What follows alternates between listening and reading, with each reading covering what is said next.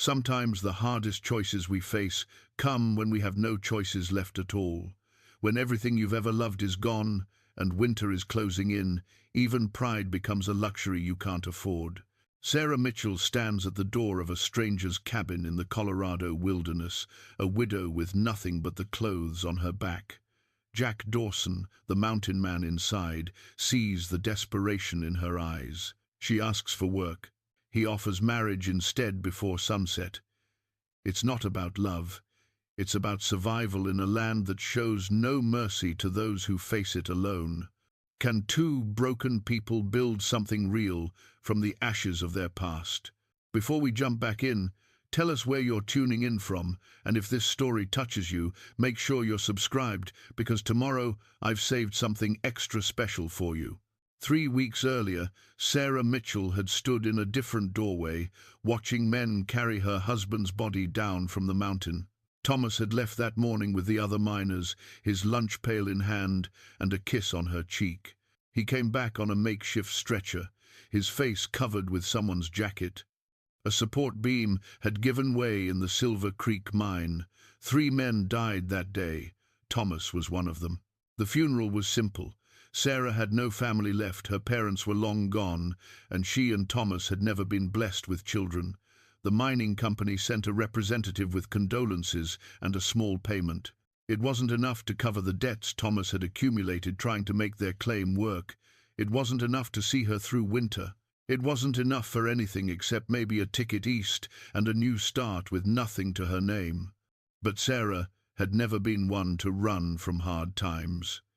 She'd grown up on a farm in Ohio, learned to work with her hands, to make do with little.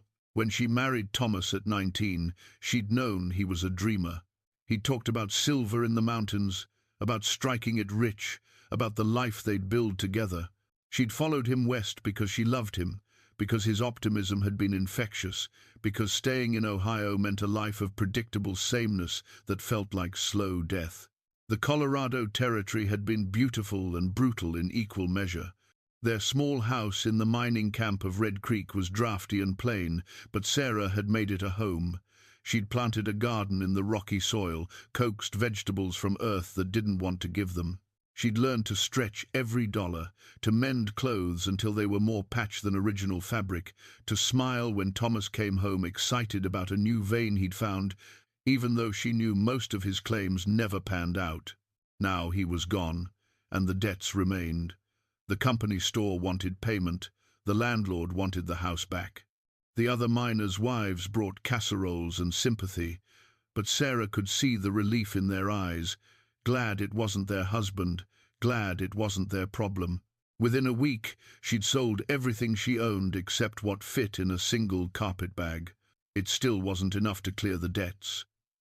The company manager, a thin man with wire-rimmed spectacles, had looked at her with something between pity and contempt. "You could stay on," he'd suggested. "Work in the company laundry. We'd take the debt out of your wages." Sarah had done the math in her head. At laundry wages, she'd be working off Thomas's debts for 3 years, maybe more. Living in company housing, buying from the company store, sinking deeper into a hole she'd never climb out of. It was a trap dressed up as mercy. "No," she'd said. "I'll find something else." The manager had shrugged. "Suit yourself, but winter's coming, Mrs. Mitchell. Opportunities don't grow on trees out here." He was right about that. Sarah had spent 2 weeks asking at every establishment in Red Creek and the neighboring camps. No one was hiring, or rather, the offers she received weren't the kind she could accept. The saloon owner had looked her up and down with eyes that made her skin crawl. The boarding house keeper had work, sure, but the pay was barely enough for a bed in a shared room. Every door that opened showed her the same truth. A woman alone in mining country had few options, and most of them led nowhere good. That's when she'd heard about Timber Ridge. It was a smaller settlement 20 miles north, closer to the high country. A woman at the general store had mentioned it, while Sarah was counting out her last coins for cornmeal and coffee. "If you're looking for work, you might try up north," the woman had said, her voice low. Timber Ridge has some logging operations. They need cooks for the camps sometimes, and there's trappers up in those mountains. Some of them might need help with the domestic side of things, if you're willing to work hard and don't mind isolation. It wasn't much, but it was something. Sarah had thanked her, bought her meager supplies, and started walking north the next morning. The road was rough, little more than a trail in places. She'd slept under the stars when the weather held, in abandoned prospector shacks when she could find them. She ate sparingly, rationing her food, drinking from cold mountain streams. Her feet blistered in her worn boots. Her shoulders ached from the carpetbag's weight. But she kept moving because stopping meant thinking, and thinking meant facing the full weight of her loss. Timber Ridge was smaller than she'd expected. A handful of buildings clustered around a muddy main street, a general store, a saloon, a church that doubled as a schoolhouse, and a few scattered homes. The logging camp was 2 miles out, and the foreman there had laughed when she'd asked about cooking work. "Season's nearly done, ma'am. We'll be shutting down operations in 2 weeks. Most of the men will winter in Denver or head south. No need for a cook when there's no crew to feed." The general store owner, a weathered man named Hutchins, had been more sympathetic, but no more helpful. "Work's scarce here too," he'd admitted. "Most folks are settling in for winter." Sarah had stood in that store, feeling the last of her hope drain away. Spring was months off. She had maybe 2 weeks' worth of food left, no shelter, and winter already creeping down from the peaks. The desperation must have shown on her face because Hutchins had leaned forward, his voice dropping. "There's a man lives up in the high country, Jack Dawson. Keeps to himself mostly, but he's decent folk. Comes down for supplies every few weeks. Traps, hunts, lives off the land. A man like that, living alone, he might could use some help. Cooking, mending, keeping house. Might be willing to pay for it, or at least provide room and board through winter." He'd drawn her a rough map on a piece of brown paper. "It's a hard walk, maybe 5 miles up the mountain trail. Can't miss his place, only cabin up that way. But, ma'am, I should tell you, Jack's not the social type. Lost his family some years back. Doesn't take kindly to unexpected visitors. You go up there, you be respectful, state your business plain and honest. He's got no patience for nonsense, but he's fair." Sarah had taken the map, thanked him, and bought a small tin of coffee as a gift to bring. It had taken the last of her money. She'd started up the trail that afternoon, driven by a need to keep moving, to do something before fear could take root and paralyze her. The climb had been steep. Aspen trees blazed gold in the autumn sun, and the air grew thinner as she ascended. Her breath came hard, her legs trembled with exhaustion and lack of food. But the beauty of the country struck her even through her weariness. This was wild land, untamed and magnificent. It showed no mercy, but it also made no false promises. There was an honesty to it that Red Creek, with its desperate dreams and broken men, had lacked. Jack Dawson's cabin sat in a small clearing surrounded by pine and spruce. It was well built, solid logs chinked tight against the wind, a stone chimney rising from one end. Smoke curled from that chimney, and Sarah could smell wood smoke and something cooking meat, probably venison.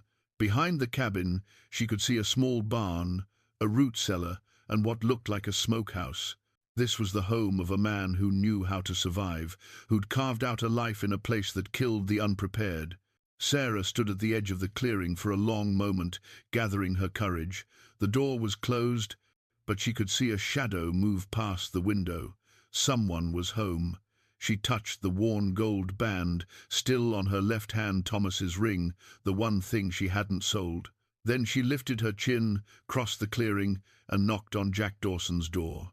The man who answered was not what she'd expected. Tall, broad-shouldered, maybe 40 years old, with dark hair starting to grey at the temples. His face was weathered by sun and wind, carved into hard lines, but his eyes were what caught her. Blue-grey like winter sky, sharp with intelligence, but carrying a weight of sadness that Sarah recognized. This was a man who knew loss. This was a man who understood what it meant to keep moving because stopping hurt too much. He looked at her for a long moment, taking in her worn dress, her carpet bag, the exhaustion she couldn't hide. When he spoke, his voice was deep and rough from disuse. "You're a long way from anywhere, ma'am." Sarah straightened her spine. "My name is Sarah Mitchell. I'm looking for work. I can cook, clean, mend, tend a garden. I'll work hard for fair wages, or for room and board if that's what you can offer. I need a position through winter, but I'll stay longer if the arrangement suits us both." Jack Dawson studied her in silence. Sarah fought the urge to fill that silence with explanations, with pleading. She'd stated her case. Now she waited. Finally he stepped back from the door. "You'd better come in." The cabin's interior was spare but clean. A large fireplace dominated one wall, a simple table and 2 chairs sat near it, and she could see a ladder leading to a loft space. Everything was orderly, well-maintained. This was the home of a man who took care of what was his. Jack gestured to a chair. "Sit. You look about ready to fall down." Sarah sank into the chair, grateful beyond words. Jack moved to the fireplace, ladled stew from a pot into a wooden bowl, and set it in front of her with a piece of hard bread. "Eat," he said. It wasn't an offer, it was a command born of seeing someone in need. Sarah's pride warred with her hunger. Hunger won. She ate slowly, trying to maintain some dignity. But the food was good, and there'd been too many days of too little. When she finished, Jack refilled the bowl without comment. She ate that too. Only when she'd finished did Jack sit across from her, his eyes never leaving her face. "You're running from something," he said. "Not a question." "Widowed 3 weeks ago," Sarah replied, meeting his gaze. "Mining accident. My husband left debts I couldn't pay. No family, no prospects. I'm not running, I'm surviving." Jack nodded slowly. "Fair enough. I'm not hiring." The words hit like a blow, but Sarah kept her face steady. "I see. Thank you for the meal." She started to rise, but Jack held up a hand. "I said, I'm not hiring. Didn't say I couldn't use help." He leaned back in his chair, regarding her with those penetrating eyes. "Winter's coming. I live alone up here, and it's hard country. A woman on her own in these mountains won't last a week. You know that, or you wouldn't be here." "I'm stronger than I look," Sarah said quietly. "Maybe so. But strength only carries you so far when the snow's 6 feet deep and the temperature drops below 0. He paused. "I've got a proposition for you. Not work. Something else." Sarah waited, her heart beginning to pound. "Marry me," Jack said, "before sunset. Reverend Hayes in Timber Ridge will do it. You'd have my name, my protection, a roof over your head. I'd have company through winter, someone to share the work. It's a practical arrangement, nothing more. Separate sleeping quarters. Respect on both sides. Come spring, if you want to leave, I won't stop you." Sarah stared at him, shocked beyond words. Marriage. To a complete stranger, it was insane. It was also possibly the only choice that made sense. "Why?" she managed to ask. "Why would you do this?" Jack's expression didn't change, but something flickered in his eyes. "Because I know what it's like to have no choices left," he said. "Because you came up here alone, which takes courage. Because turning you away means your death, and I've seen enough death." He stood. "You don't have to decide this second. But the sun's dropping. If we're doing this, we need to leave soon to reach Timber Ridge before dark." Sarah looked at the worn gold band on her finger. Thomas was gone. The life she'd known was gone. Everything she'd been was already buried back in Red Creek. This man, this stranger, was offering her survival. Maybe more than survival. A chance. A new beginning built on honesty rather than dreams. She slipped Thomas's ring off her finger and placed it carefully in her pocket. When she looked up at Jack Dawson, her decision was made. "Yes," she said, "I'll marry you." The ride down to Timber Ridge passed in silence. Jack had saddled his horse, a sturdy bay gelding named Red, and offered Sarah a hand up behind him. She'd hesitated only a moment before accepting, settling herself on the horse's broad back, her carpet bag clutched in one hand. When the horse started moving, she'd instinctively reached for something to hold and found herself gripping Jack's coat. He didn't comment on it, just guided the horse down the mountain trail with steady confidence. Sarah's mind raced with what she was about to do. Marriage. The word felt foreign in this context, stripped of everything she'd once associated with it. There would be no courtship, no romance, no gradual building of affection and trust. This was a transaction, pure and simple.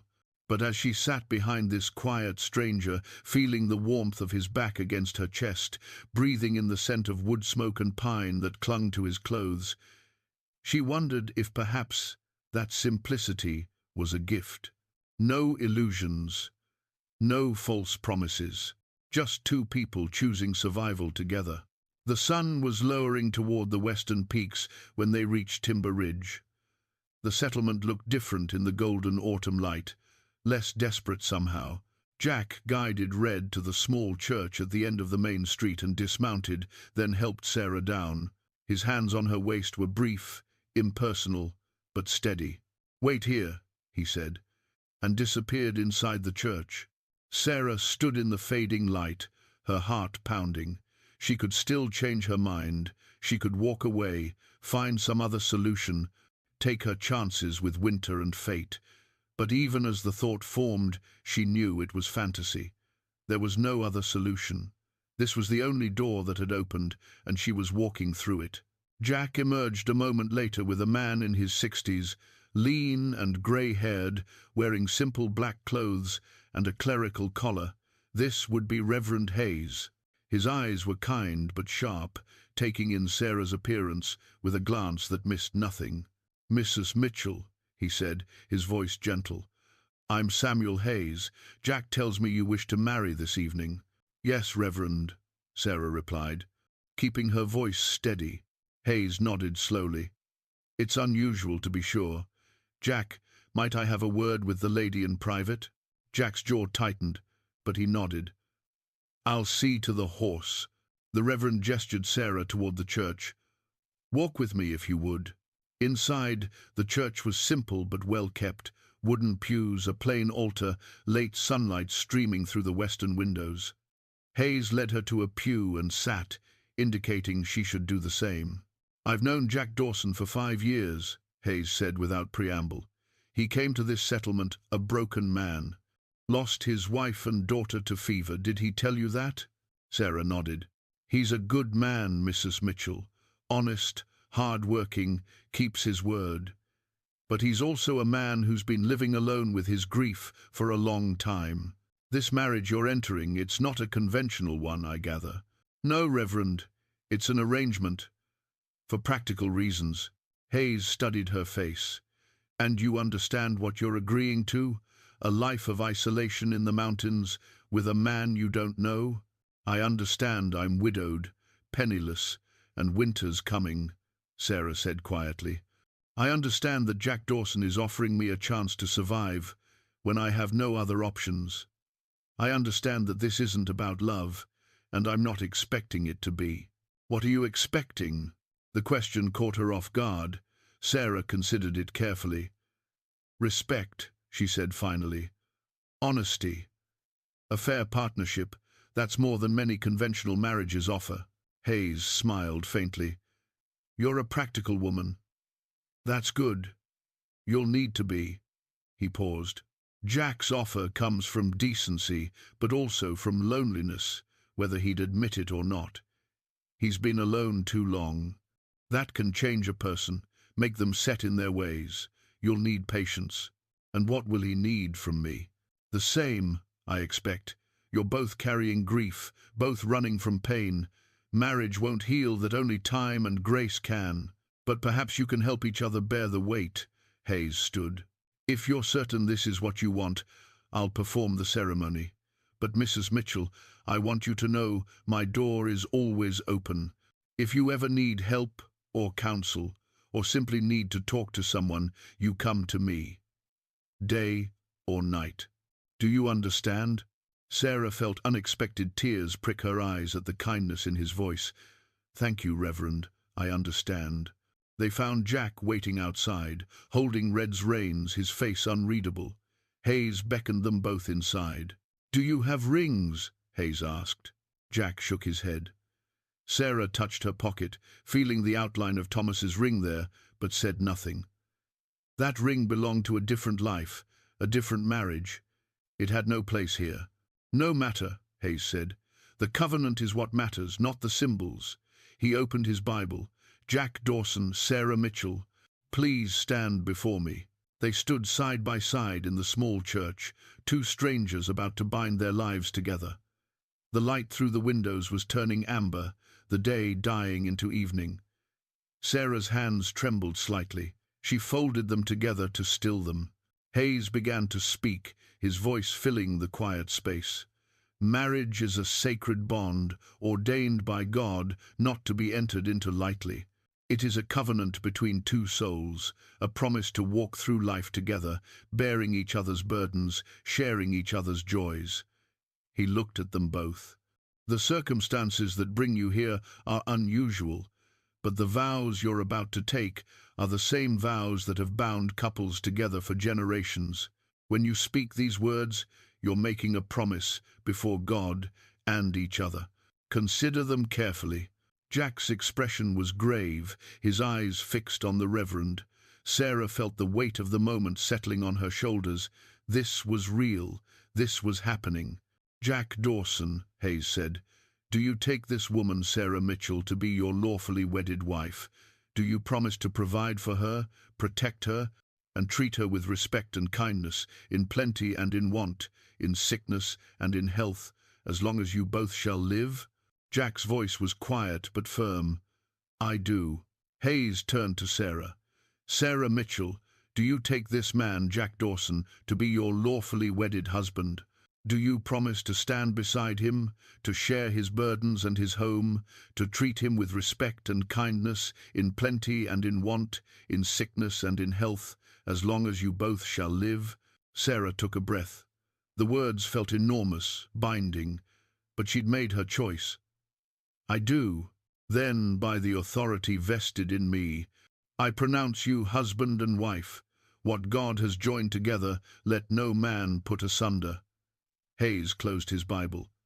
Jack, you may kiss your bride, if you wish. Jack turned to Sarah.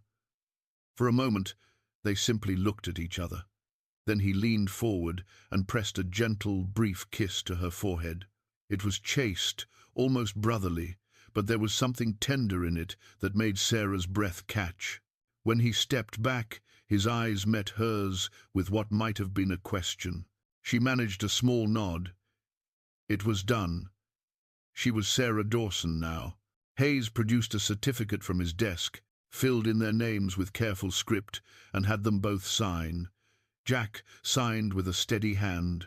Sarah's signature wavered only slightly. Hayes signed as witness, then handed the certificate to Jack. I'll register this with the territorial office next time I'm in Denver, Hayes said. Jack, Sarah, may God bless your union and grant you both peace. Thank you, Reverend, Jack said. He drew a small pouch from his pocket and placed it on the desk. The clink of coins was soft but clear. That's too much, Hayes protested. It's fair, Jack said. For your time and your discretion. Hayes accepted it with a nod. I'll pray for you both.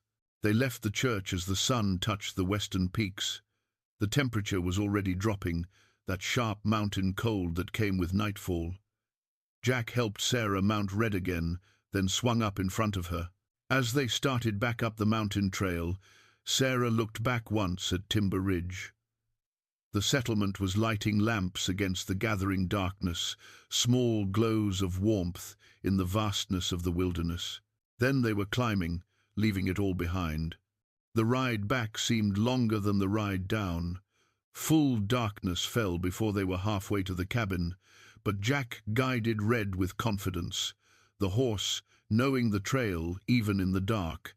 Sarah was exhausted, her body aching from the day's events and the emotional toll of what she'd done. She found herself leaning more heavily against Jack's back, drawing warmth from him against the cold. When they finally reached the cabin, Jack dismounted and helped her down. Her legs nearly buckled. She'd been holding tension in her body for hours without realizing it. Jack's hand steadied her elbow. "Go inside," he said. "I'll tend to Red." Sarah took her carpet bag and entered the cabin. It was dark and cold, the fire having died to embers while they were gone.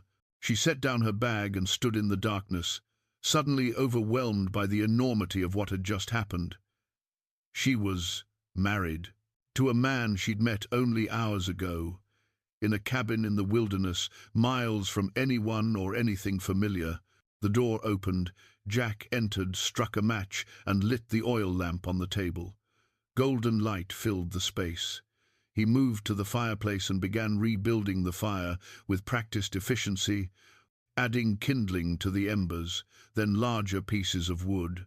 Soon flames were crackling, pushing back the cold.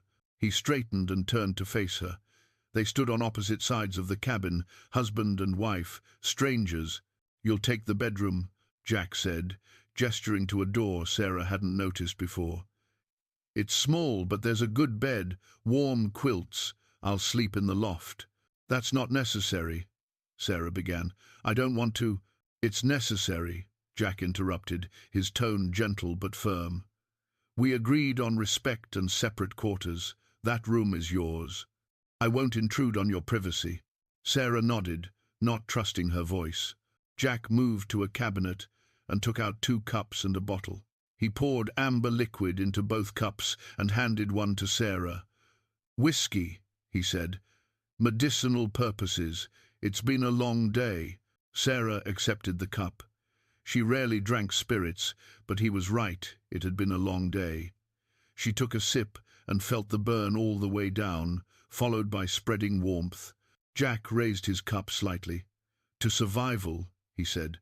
Sarah met his eyes and raised her cup in return. "To survival." They drank in silence. Then Jack set down his cup and moved toward the door. "I'll bring in more firewood. You should rest. There's bread and cheese in the cupboard if you're hungry. Take what you need." "Jack," Sarah said. He paused, looking back at her. She searched for words. "Thank you.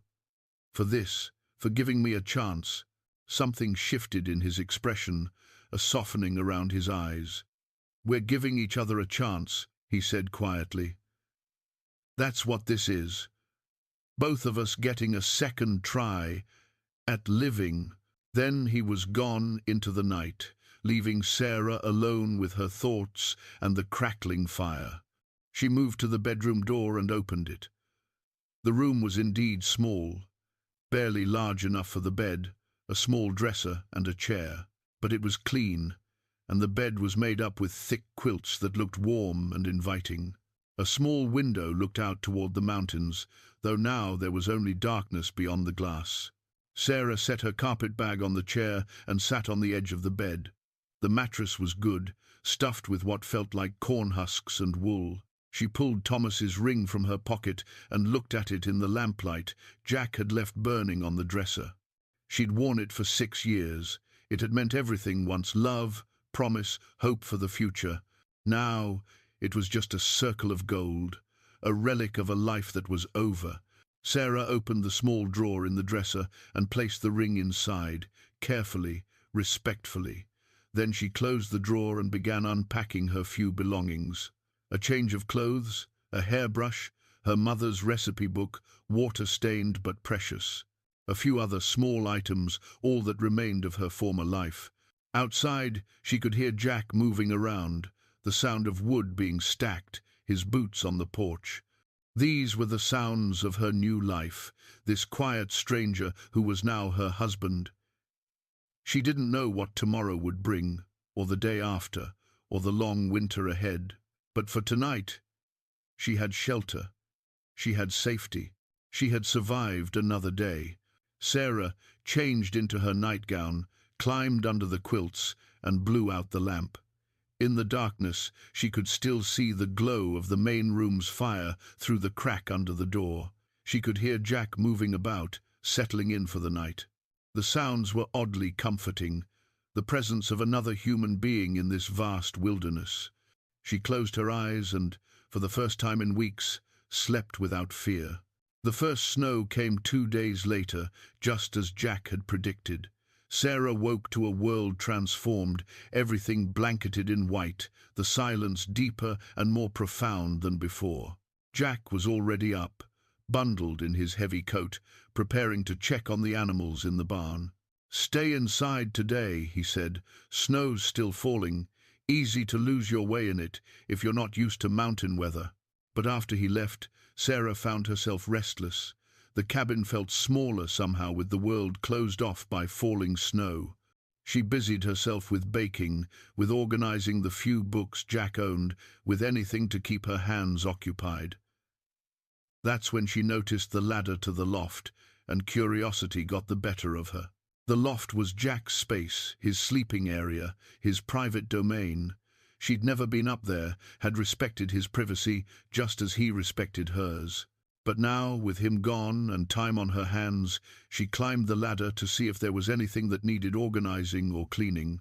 The loft was sparse, a narrow bed with wool blankets, a trunk at its foot, a small shelf with a few personal items. Sarah was about to climb back down when she noticed something tucked into the corner behind the trunk, a small wooden box, hand-carved with delicate flowers. She knew she shouldn't open it, knew it was a violation of Jack's privacy, but her hands moved of their own accord, lifting the lid. Inside was a child's wooden doll, hand-carved, painted with careful detail. A girl doll with dark hair and a blue dress, Emma's doll. It had to be. Sarah's hand trembled as she lifted it from the box. The paint was faded, the wood worn smooth from small hands holding it. On the bottom of the doll's foot, carved in tiny letters, "For Emma, with love from Papa." The grief radiating from this simple toy was overwhelming. Sarah could picture Jack carving it during long winter nights, painting it with meticulous care, presenting it to his daughter. Could picture Emma's joy, her small hands clutching it, her voice calling out, "Papa, look what I can make her do." And now it sat hidden in a box in the loft, a grief too heavy to look at, but too precious to discard. Sarah was carefully placing the doll back in its box when she heard the cabin door open. Jack's voice called out, "Sarah, you up there?" There was no hiding what she'd been doing. Sarah climbed down the ladder, the box in her hands, to find Jack shaking snow from his coat. He froze when he saw what she was holding. For a long moment, neither of them spoke. Jack's face had gone pale, his eyes fixed on the box with an expression of such raw pain that Sarah's heart broke for him. "I'm sorry," she said quietly. "I was just looking to see if the loft needed organizing. I shouldn't have opened it." Jack didn't respond. He stood there, snow melting in his hair, his hands clenched at his sides. Sarah set the box on the table and opened it, lifting out the doll. "She was beautiful," she said softly. "You can see the love in every detail." "Don't," Jack said, his voice rough. "Don't what? Don't acknowledge that you lost something precious? Don't see that you're still carrying grief that's eating you alive?" Sarah held the doll carefully. "Jack, hiding her things away doesn't make the pain less. It just makes it fester. You don't understand." "I understand better than you think." Sarah moved closer to him. "I understand what it's like to lose someone and feel like you can't breathe from the weight of it. I understand guilt and regret and wishing you could go back and change things. But Jack, you can't live the rest of your life hiding from their memory." Jack finally looked at her, his eyes bright with unshed tears. "That was Emma's favorite toy. I made it for her 4th birthday. She carried it everywhere. When she was sick, she held it so tight I thought she'd break it. And when she died," his voice cracked, "when she died, I put it in her arms. But at the last moment, before we closed the coffin, I couldn't let it go into the ground with her. So I took it back." "What kind of father does that?" "A human one," Sarah said. "One who needed something to hold on to. Jack, There's no right way to grieve, no rules about what you keep or what you let go. I should have been here, Jack said, the words bursting out as if they'd been dammed up for too long. If I'd been here, I could have ridden for the doctor sooner, could have done something. They died because I wasn't here to protect them. They died because fever doesn't care about fault or blame, Sarah said firmly. You could have been here, and it might have made no difference at all. Or you could have been here and gotten sick yourself, and all three of you would be gone. You can't know. All you can know is that you loved them, and they loved you. Jack sank into a chair, his head in his hands. Sarah set the doll carefully on the table and knelt beside him, her hand on his shoulder. Tell me about her, she said gently. Not just the grief. Tell me about Emma when she was alive. What made her laugh? What did she love to do? Jack was silent for so long Sarah thought he wouldn't answer. Then, slowly, he began to speak. She loved the mornings best, used to wake up before dawn and climb into bed with me and Mary, chattering about what we'd do that day. She was curious about everything, why the sky was blue, where the rabbits went in winter, how the trees knew when to grow leaves. A faint smile touched his lips.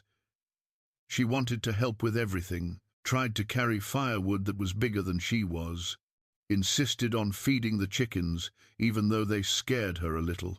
She sounds wonderful, Sarah said. She was.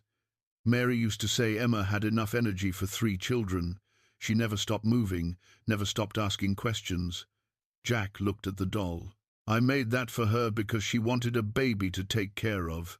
She'd been asking for a little brother or sister, and Mary couldn't. He stopped, took a breath. Mary had had a difficult birth with Emma. The doctor said there wouldn't be other children. And she loved it like it was real. Sarah picked up the doll again. What was her name? The doll. Rose. Emma named her Rose. That's a beautiful name. Sarah stood and placed the doll on the mantel above the fireplace, where the firelight caught the faded paint and made it glow. She shouldn't be hidden away in a box, Jack. She should be here, where you can see her, where you can remember Emma without it feeling like a wound that never heals. Jack stared at the doll on the mantel. I don't know if I can look at it every day. Maybe you can't, Sarah admitted, but maybe in time it'll hurt less to remember than it does to forget. She returned to kneel beside him. Tell me about Mary. Was she from around here? And Jack did.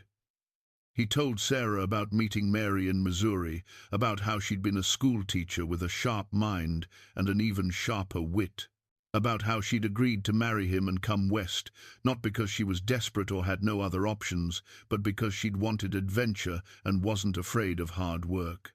He told Sarah about their early years together, building this cabin log by log, learning the rhythms of mountain life. She was my partner, Jack said, in everything. We built this life together, and when she died, it felt like half of me died too. I've been living like a ghost these past 5 years, going through the motions, but not really alive. I know that feeling, Sarah said quietly. I felt it too after Thomas died, like I was watching my life from outside myself, not really participating. She met Jack's eyes. But I'm starting to feel alive again. Because of you, because of this place, because I have purpose again. You gave me that, Jack. Maybe I can help give it back to you. Jack reached out and took her hand. His grip was tight, almost desperate. I didn't think I could feel anything again except the grief. But these past weeks with you here, it's different. The cabin doesn't feel empty anymore. I don't feel empty anymore.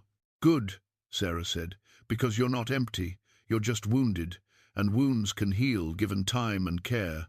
They sat together as the snow continued to fall outside, as the fire crackled and Rose the doll watched over them from the mantel. Something had shifted between them that afternoon. The walls they'd both built around their hearts had developed cracks, and through those cracks, light was beginning to seep in. That evening, Jack didn't retreat to the loft immediately after supper. Instead, he stayed by the fire with Sarah, and they talked.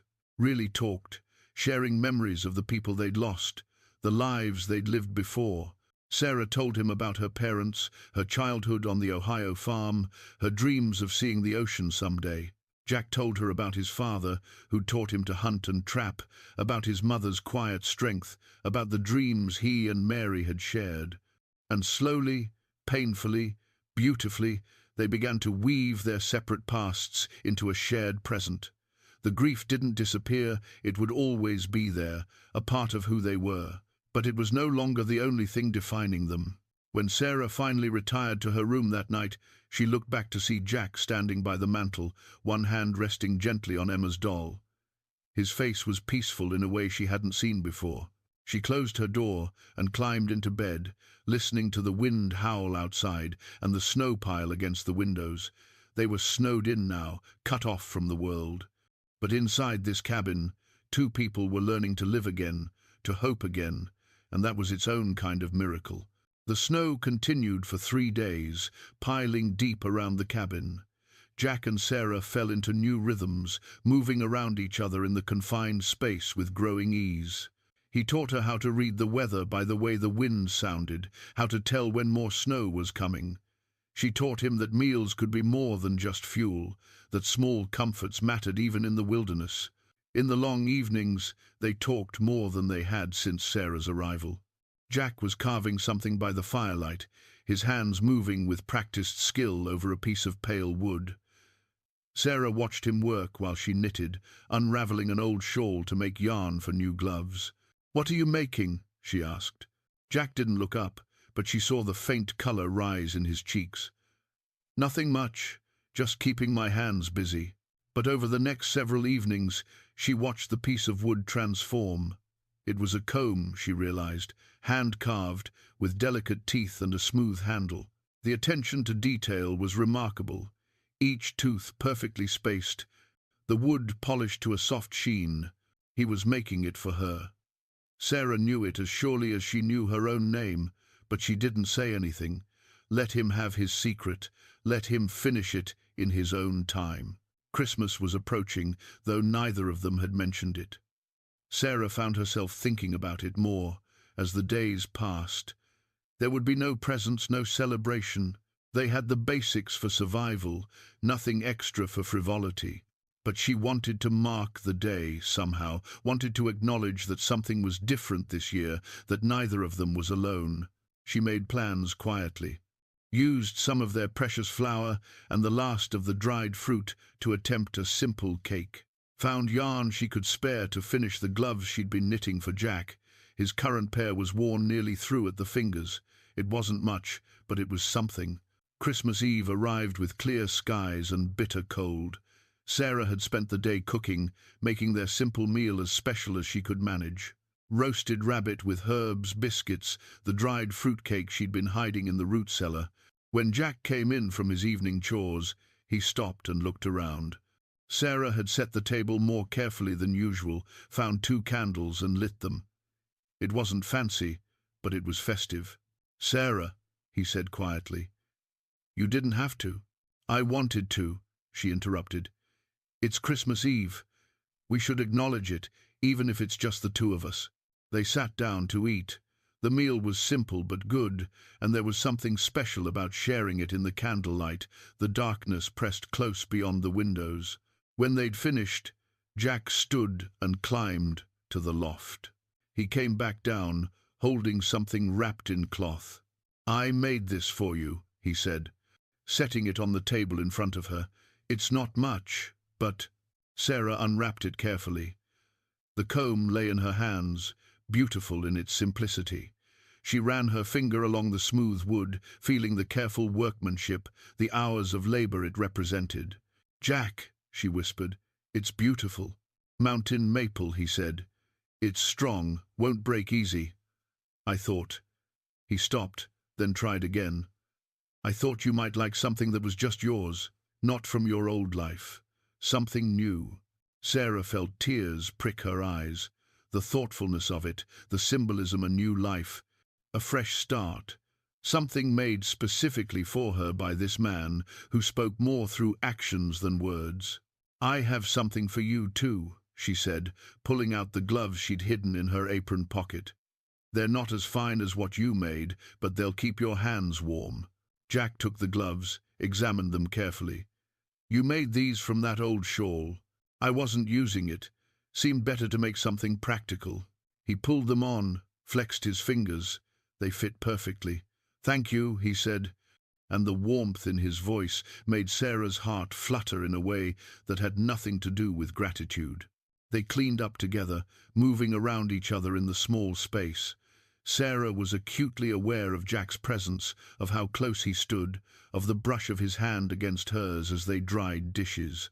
When she reached up to put a plate on the shelf, he was right behind her, close enough that she could feel his warmth. She turned, and suddenly they were face to face, barely a hand's width between them. The air seemed to thicken. Jack's eyes were dark in the firelight, intense in a way she'd never seen them before. "Sarah," he said, and her name on his lips sounded like a question. She didn't step back, didn't break the moment. "Yes, He stopped, swallowed hard. "When I offered you this marriage, I thought I knew what I was getting. A practical arrangement, someone to help through winter. But you've become," he paused, struggling for words. "You've become more than that." Sarah's heart was pounding so hard she was sure he could hear it. "You've become more to me too," she admitted quietly. Jack raised his hand, hesitated, then gently touched her cheek. His palm was rough from work, but his touch was incredibly gentle. Sarah leaned into it without thinking. "I'm not good with words," Jack said. "Never have been. But I want you to know, having you here, it's changed everything. You've brought life back to this cabin, back to me. You saved my life," Sarah said. "Gave me shelter when I had nowhere else to go. Gave me respect when I expected nothing. You've given me a home, Jack." They stood there in the firelight, the moment stretching between them, full of possibility. Jack's thumb brushed across her cheekbone, and Sarah felt herself swaying toward him, drawn by something she couldn't name and didn't want to resist. Then a log shifted in the fireplace, sending up a shower of sparks, and the spell broke. Jack stepped back, his hand falling away from her face. "It's late," he said, his voice rough. "We should—" "Yes," Sarah agreed, though she felt the loss of his warmth keenly. "Good night, Jack." "Good night, Sarah." She retreated to her small room, closed the door, and leaned against it, her hand pressed to the cheek he'd touched. Something had changed tonight. The careful boundaries they'd maintained were beginning to blur, the practical arrangement transforming into something neither of them had planned for. Sarah pulled the comb from her pocket and looked at it in the lamplight.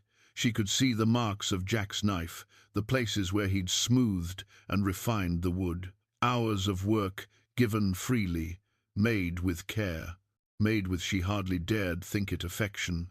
She used the comb to work through her hair, the teeth gliding smoothly through the strands. It felt like a caress, like Jack's hands in her hair, and the thought made her shiver. In the main room, she could hear Jack banking the fire, his footsteps as he climbed to the loft. She wondered if he was thinking about that moment between them, if his hand still held the phantom warmth of her cheek the way hers held the memory of his touch. Sarah climbed into bed but couldn't sleep. Her mind raced with the evening's events, with the shift in the air between them. She'd married Jack out of necessity, agreed to a practical arrangement with clear boundaries. But her heart hadn't consulted her head. Her heart was developing feelings that were anything but practical. She thought about Jack in the loft above her, separated by wooden boards and promises of respect. She thought about his rare smiles, his quiet competence, the gentleness he showed despite his rough exterior. She thought about his grief and how he was learning to live again, just as she was. And she realized, with a clarity that was both thrilling and terrifying, that she was falling in love with her husband. The snow continued to fall outside, sealing them in together, and somewhere in the darkness, Sarah whispered the truth she couldn't yet say aloud. "I love you, Jack Dawson." The words hung in the air, confession and promise both. Tomorrow would bring new challenges, new moments to navigate. But tonight, Sarah held the knowledge close to her heart, a secret gift to match the comb she'd received, precious and fragile and full of hope. The days after Christmas carried a new tension, a charged awareness between Sarah and Jack that made every accidental touch feel significant. They were careful with each other, polite, but there was something simmering beneath the surface that neither quite knew how to address. It was during one of Sarah's cleaning sessions that everything changed.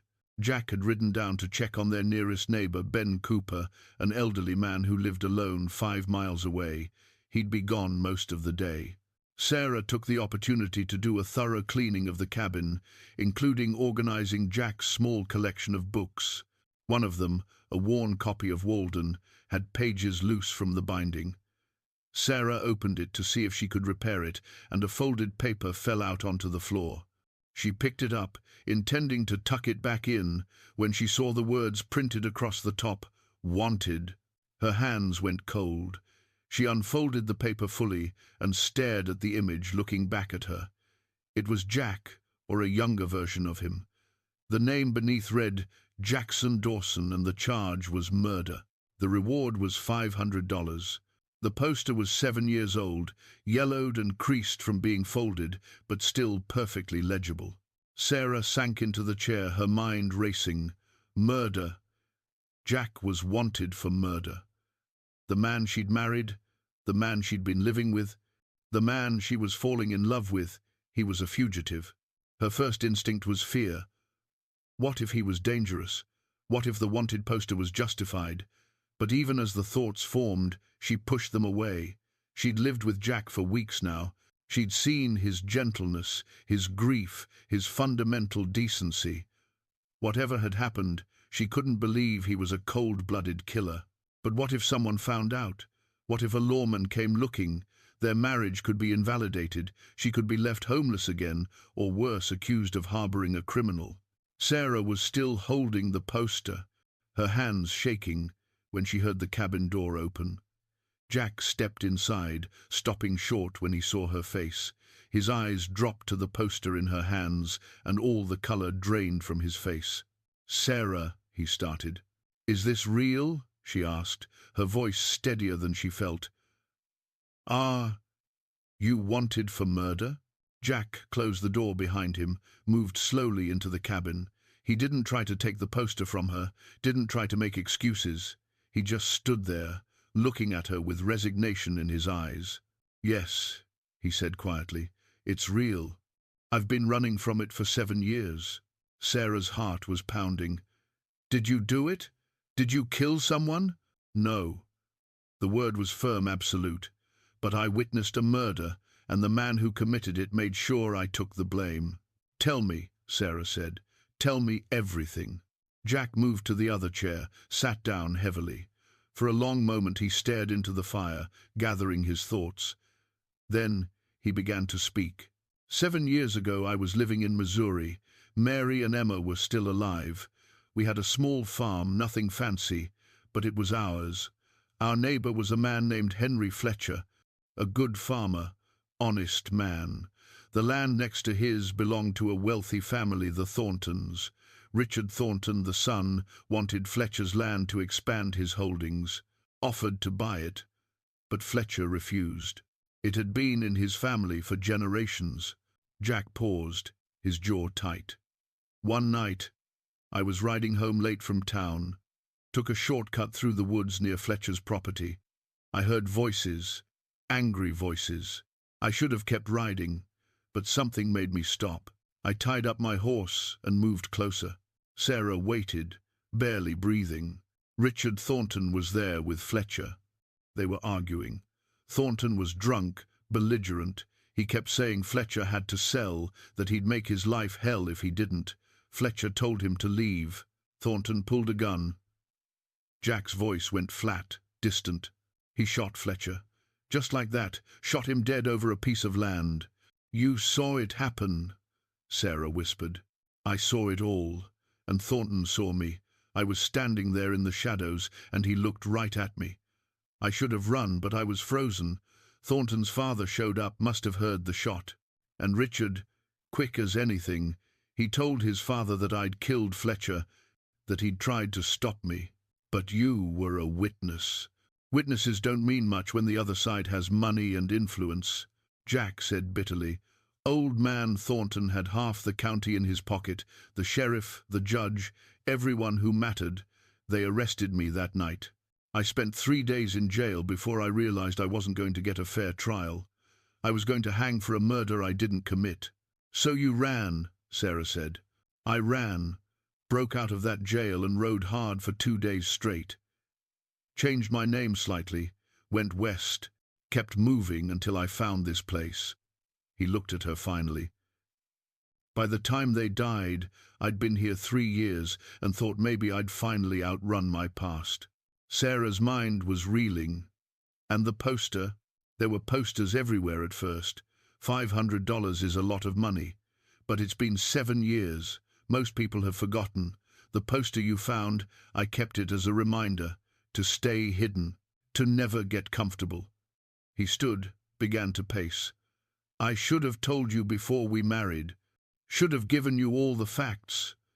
But I was selfish. I needed... He stopped, looked at her. I needed not to be alone anymore, and you needed shelter. I told myself it was a fair trade, that you'd never need to know. But now, I do know, Sarah said quietly. Yes. And I understand if you want to leave. I can take you to Timber Ridge, dissolve the marriage. Reverend Hayes would help you get somewhere safe. I won't trap you in this, Sarah. Won't make you an accomplice to my past. Sarah looked at the poster again, at Jack's younger face, staring back at her. Then she looked at the man standing before her, the man who'd given her shelter, who'd treated her with respect, who'd shared his grief and his slowly healing heart. Do you swear you didn't kill that man? She asked. I swear it on Emma's grave, Jack said, his voice breaking slightly. I swear it on everything I hold sacred. I witnessed a murder, but I didn't commit one. Sarah believed him. Maybe she was a fool to believe him, but she did. She'd seen the core of this man, had lived with him, watched him grieve and heal. He was capable of many things, but cold-blooded murder wasn't one of them. I'm not leaving, she said. Jack stared at her. Sarah, you don't understand the risk. I understand perfectly, she interrupted. I understand that you've been living with this fear for 7 years. I understand that you're innocent of the crime you're accused of. And I understand that if I leave now, I'm abandoning you when you need someone to believe in you. She stood, walked to the fireplace, and held the poster over the flames. We're married, Jack, for better or worse. This is the worse, and I'm staying. She dropped the poster into the fire. They both watched it curl and blacken, the image of Jack's younger face disappearing into ash. You could be arrested for harboring me, Jack said hoarsely. If anyone finds out, then we make sure no one finds out. Sarah turned to face him. We're isolated up here. You've been safe for 5 years in this place. We can continue to be safe, together. Jack crossed the room in 3 strides and pulled her into his arms. The embrace was fierce, desperate, grateful. Sarah held him just as tightly, feeling his heart pounding against hers. Why? He whispered into her hair. Why would you risk this for me? Sarah pulled back enough to look into his eyes. Because I believe you. Because you've given me everything when you had no reason to. Because... She hesitated, then decided to just say it. Because I love you, Jack. I didn't plan to. I didn't expect to. But I do. Jack's eyes widened, his hands tightening on her arms. Sarah, you don't have to say it back, she said quickly. I know this marriage started as an arrangement. I know we said no expectations. But I can't help how I feel, and I needed you to know. I'm staying because I choose to, because I want to, because my place is here with you. Jack cupped her face in his hands, his thumbs brushing away tears she hadn't realized she was crying. I love you too, he said, his voice rough with emotion. God help me, I love you. I've been fighting it, telling myself I didn't deserve to love again, didn't deserve happiness after losing Mary and Emma. But you walked into my life and made me want to live again, made me believe I could have a future instead of just a past. Then he was kissing her, and Sarah was kissing him back, and 7 years of loneliness and grief and fear were dissolving in the warmth of finally being honest, finally being open, finally being together in the truest sense. When they finally broke apart, both breathing hard, Jack rested his forehead against hers. "Are you sure?" he asked. "Once we cross this line, there's no going back. You'll be tied to a fugitive. Your life could be in danger." "I'm sure," Sarah said firmly. "We face this together, whatever comes." That night, Sarah moved her belongings from the small bedroom to the loft. There was no pretense anymore, no careful boundaries. They were husband and wife in truth now, bound not just by legal documents but by love and choice and shared risk. As they lay together in the narrow bed, Jack's arms around her, Sarah thought about the strange path that had led her here. From widow to wife, from desperate to hopeful, from stranger to beloved. The future was uncertain. The threat of Jack's past still loomed over them. But for now, in this moment, they had each other. And that would have to be enough. Winter deepened, and with it came a peace Sarah had never known. Despite the shadow of Jack's past hanging over them, these were the happiest weeks of her life. They'd stopped pretending, stopped holding back. The cabin that had once felt like a refuge now felt like a true home, filled with small intimacies and shared routines. But peace in the wilderness is always temporary. The thaw came early that year, in late February. The snow began to recede, revealing the muddy earth beneath. Trails that had been impassable became navigable again, and with the thaw came visitors. Ben Cooper arrived on a cold, bright morning in early March. Jack and Sarah were working together to repair winter damage to the barn when they heard the sound of a horse approaching. Jack tensed immediately, his hand going instinctively to the rifle he kept nearby. But it was just Ben, his weathered face grave as he dismounted. "Jack, Sarah, we need to talk." They brought him inside, and Sarah poured coffee while Jack waited with visible tension. Ben got straight to the point. "There's a federal marshal passed through Timber Ridge 2 days ago, name's Clayton Wade. He's asking questions about men who might have come west from Missouri 7 or 8 years back, showing around old wanted posters." Sarah's blood went cold. She looked at Jack, saw his face had gone pale but calm. He'd been expecting this for 7 years. In a way, it must have been almost a relief to have the waiting over. "Did he have my poster?" Jack asked quietly. Ben nodded. "He did. But Jack, there's more you need to know." The old man paused, took a sip of coffee. "I'm a retired federal marshal myself, been out of the service for 10 years now, came out here for the quiet. But I recognized you the first time you came into Timber Ridge, took one look at you and knew you matched that old wanted poster from Missouri." Sarah felt Jack go rigid beside her. "Why didn't you turn me in?" he asked, his voice flat. "Because I did something marshals aren't supposed to do. I investigated on my own time." Ben set down his cup, sent some letters back east, called in favors from men I used to work with. Got the full story on the Henry Fletcher murder. And Jack, I know you didn't kill that man. I know Richard Thornton did." The relief that flooded through Sarah was so intense she felt dizzy. But Jack remained tense. Knowing and proving are different things. "They are," Ben agreed. "And that's the problem. Thornton's a state senator now, got more money and influence than he did 7 years ago. The sheriff who arrested you is dead, and most of the other witnesses to the investigation are gone or bought off. Your word against his won't mean much in a courtroom." "So what do I do?" Jack asked. "Wait for this Marshal Wade to come up here and arrest me?" "Wade's thorough," Ben said. "And he's honest, which is rare in a lawman these days. He won't arrest a man without being sure of his guilt, but he's also duty-bound. Once he confirms you're Jackson Dawson, he'll have to bring you in." The law doesn't care about innocence until you're in front of a judge. Sarah found her voice. There has to be something we can do. Some way to prove Jack's innocence. Ben looked at her, his expression softening. There might be. I did some more digging after Wade showed up. Turns out Richard Thornton had a business partner back then, man named William Fletcher, Henry Fletcher's cousin. He was there that night too, or came right after. He's been living with the guilt of his silence for 7 years, drinking himself to death.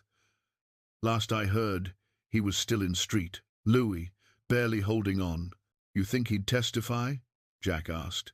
I think he might, if he was approached right, if someone could appeal to whatever conscience he's got left. Ben leaned forward. But Jack, it's risky. You'd have to go back to Missouri, get his statement, bring it to a federal court, and there's no guarantee it would work. Thornton's lawyers could tear him apart on the stand. But it's a chance, Sarah said. It's more than we had yesterday. Jack was shaking his head. It's too dangerous. If I go back to Missouri and get recognized, I'll be arrested on sight. And Sarah, he looked at her, I won't risk you. I won't have you implicated in this. You don't get to make that choice for me, Sarah said firmly. We're in this together, Jack. You said that yourself. She's right, Ben said. And Jack, you won't be alone. I may be retired, but I've still got my badge, still got authority if I need it. I can go with you, help smooth the way.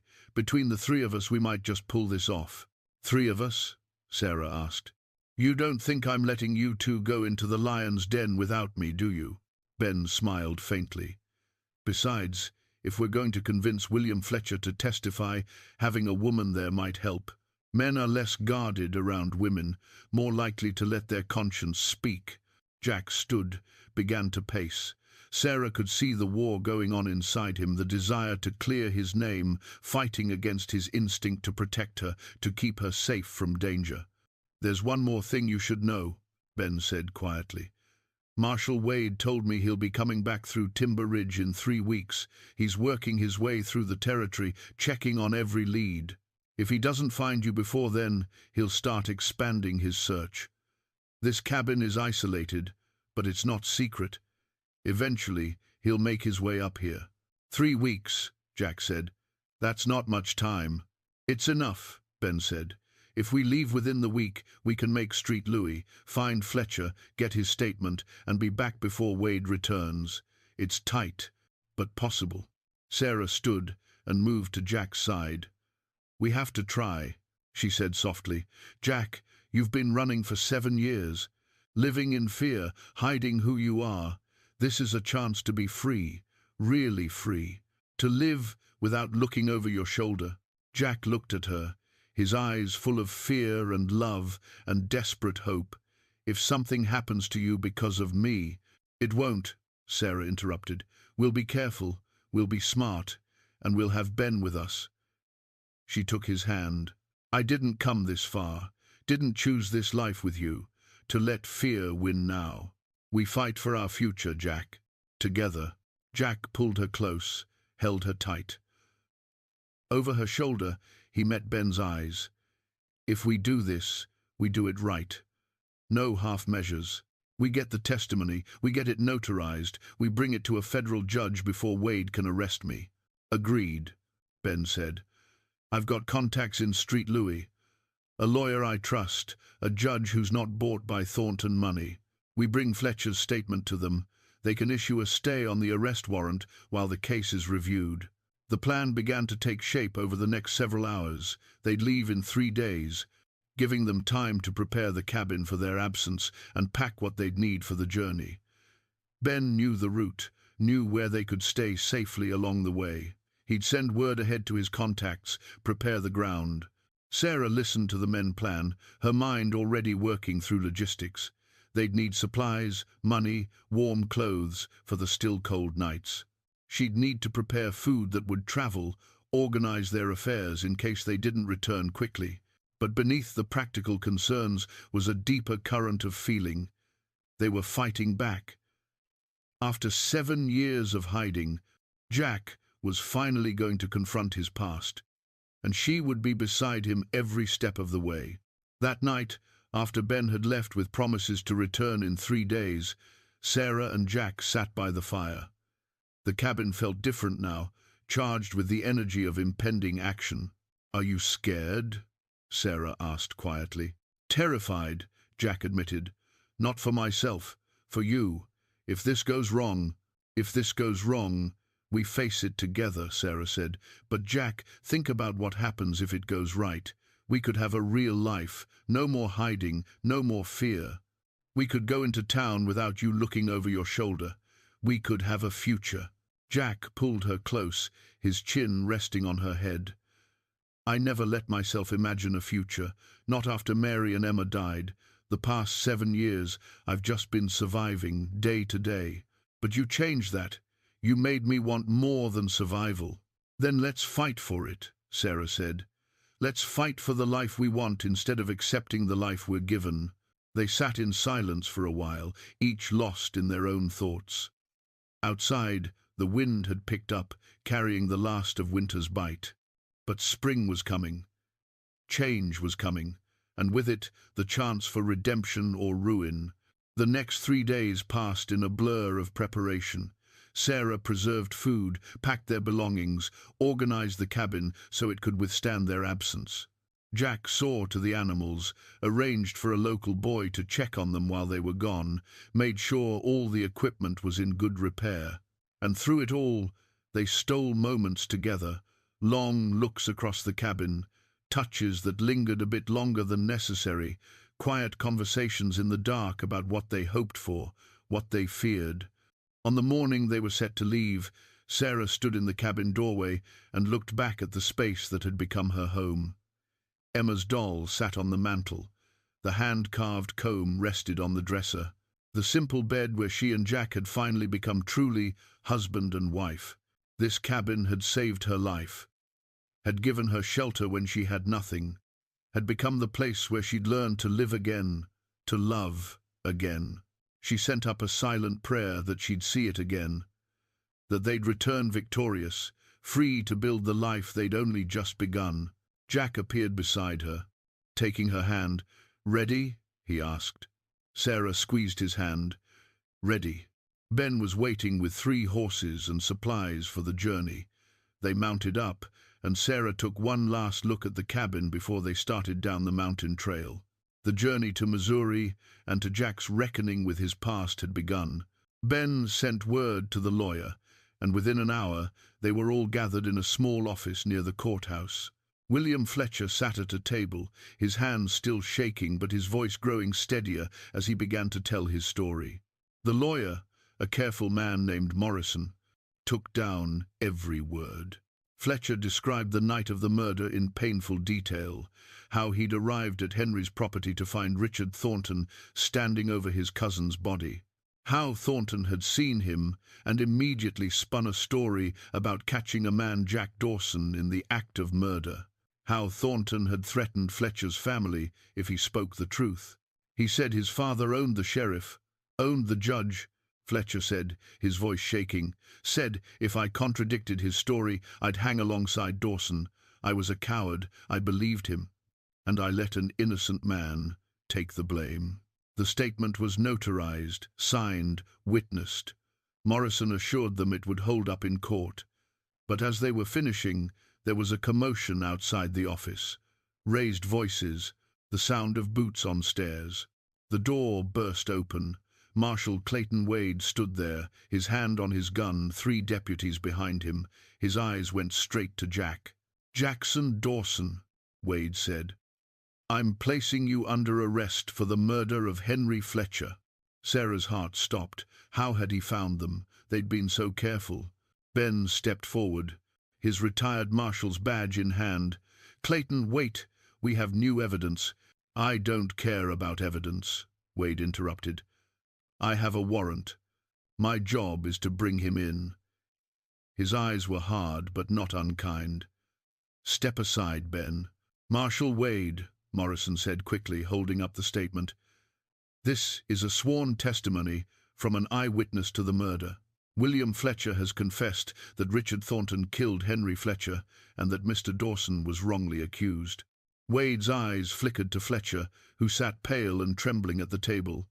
"That true?" he asked. "Every word," Fletcher whispered. "I'm sorry it took me 7 years to find the courage to say it." Wade's jaw tightened. He looked at the statement, at Fletcher, at Jack. Sarah could see him wrestling with duty and justice. Before he could speak, more footsteps pounded up the stairs. A well-dressed man in his 40s appeared in the doorway, flanked by 2 rough-looking men. Sarah recognized him from Jack's description, Richard Thornton. "Marshal Wade," Thornton said smoothly. "I heard you'd located the fugitive. Well done. My father will be pleased to see justice served at last." "Mr. Thornton," Wade said carefully, "there's been a new development." "I don't care about developments," Thornton interrupted.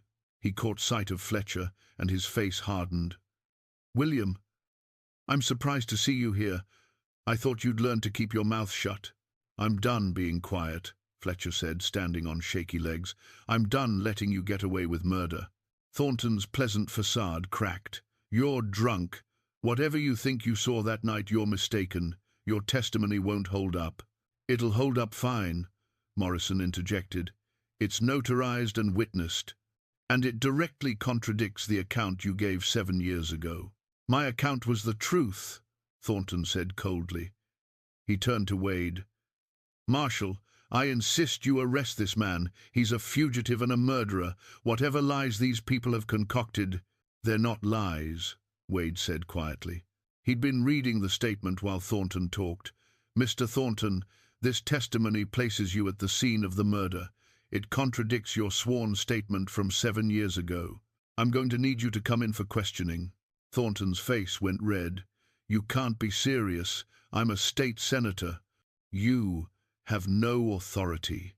"I have federal authority," Wade said, "and this statement gives me probable cause. You can come willingly, or I can arrest you. Your choice." Thornton's hand moved toward his coat. One of his men reached for a weapon. Everything happened at once. Wade drew his gun with the speed of a man who'd survived years on the frontier. "Don't," he said, his voice like iron.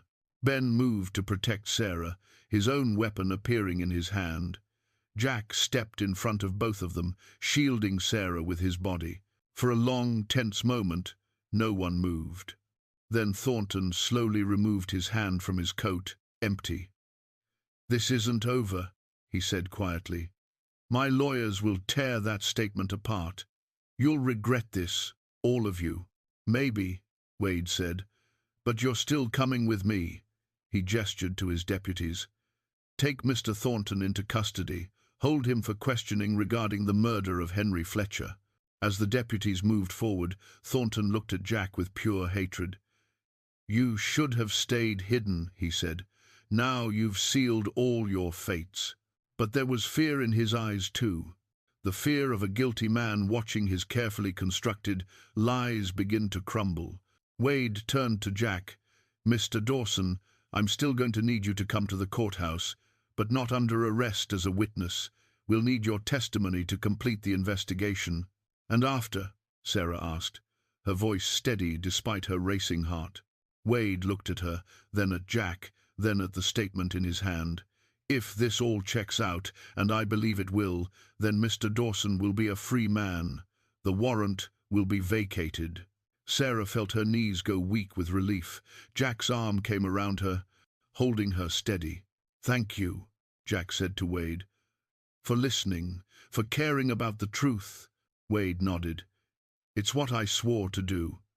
He looked at Fletcher. "Mr. Fletcher, you did the right thing. Took you a while, but you got there." Fletcher was crying openly now, his face in his hands. "I'm so sorry," he kept saying. "I'm so sorry." The truth was out. After 7 years of running, of hiding, of living in fear, the truth was finally free. 6 months later, Sarah stood on the porch of the cabin, watching the sunset paint the Colorado mountains in shades of gold and amber. The autumn air was crisp, carrying the scent of pine and the promise of the first snow. It felt like coming full circle. She'd arrived here a year ago, desperate and afraid. Now she stood here free, loved, and at peace. The legal proceedings had taken 3 months. Jack had testified before a federal judge, his account corroborated by William Fletcher's statement and Ben's investigation. Richard Thornton had tried to fight it, had brought in expensive lawyers and called in political favors, but the truth was undeniable, and the evidence was solid. Thornton had been convicted of murder and was now serving a life sentence. The charges against Jack had been formally dismissed, his name cleared, the wanted posters had been destroyed. After 7 years of living as a fugitive, Jack Dawson was finally, truly free. They'd stayed in Street Louis through the trial, Ben at their side every step of the way. Marshal Wade had become an unexpected ally, his respect for justice stronger than his adherence to corrupt systems. He'd testified on Jack's behalf, and his word had carried weight. When it was all over, when the judge had declared Jack innocent and dismissed all charges, Sarah had watched her husband's face transform.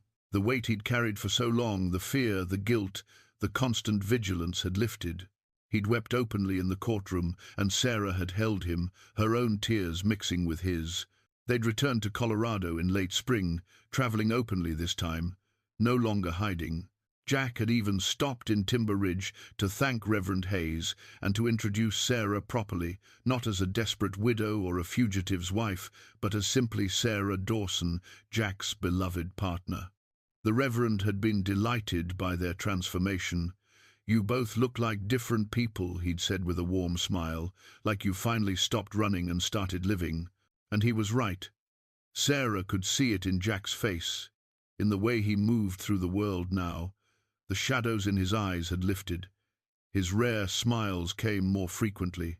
He talked about the future, about plans for expanding the cabin, about maybe taking on a few head of cattle, about all the tomorrows they could now plan for without fear. They'd chosen to marry again, properly this time. Not because they had to, not out of desperation or necessity, but because they wanted to stand before God and their community and declare their love freely. The ceremony had been in the same small church, with Reverend Hayes officiating and half of Timber Ridge in attendance. Ben had stood as Jack's witness, beaming with pride. Sarah had worn a simple blue dress, and Jack had worn his best clothes, but what mattered wasn't what they wore. What mattered was the look in Jack's eyes when he said, "I do this time, no hesitation, no shadows, just pure joy and love."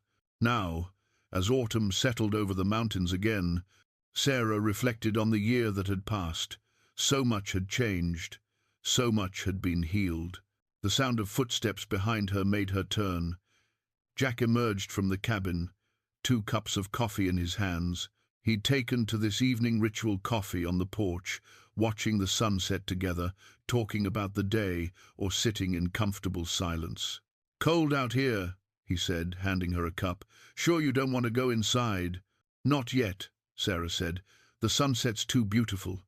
Jack settled beside her, his arm coming around her shoulders.